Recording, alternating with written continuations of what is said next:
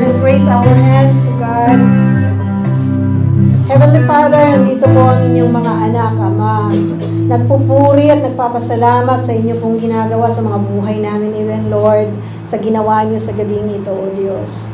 Father, we have each one, Panginoon, ng aming pong mga pinagdadaanan right now, Lord. Pangangailangan, patuloy naman na kayo po ang tumugon nito.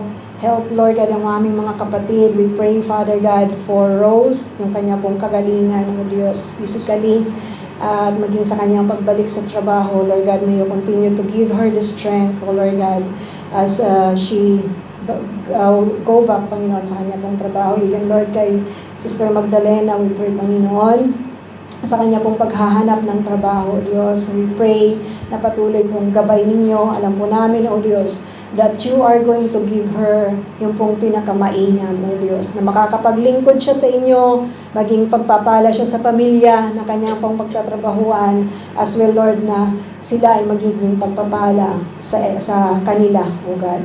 Panginoon, maraming salamat, even to each and everyone, Father. You know the hearts of each and everyone, the secret petition of each and everyone, Father God. We pray na kayo po ang tumugon, kagaya ng inyong sinabi. Kung kami po'y nananalangin, ayon po sa inyong kalooban, ito, Panginoon, ay inyo pong dinidinig.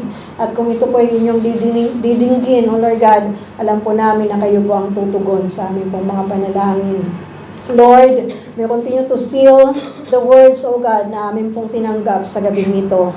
At Lord God, may you bless these children, Panginoon. Patuloy po naming i-desire, Panginoon, i-pursue ang maturity sa aming mga buhay. The Lord bless you and keep you. The Lord will make His face shine upon you. The Lord be gracious unto you. The Lord lift His countenance on you and give you peace. In Jesus' name, Amen.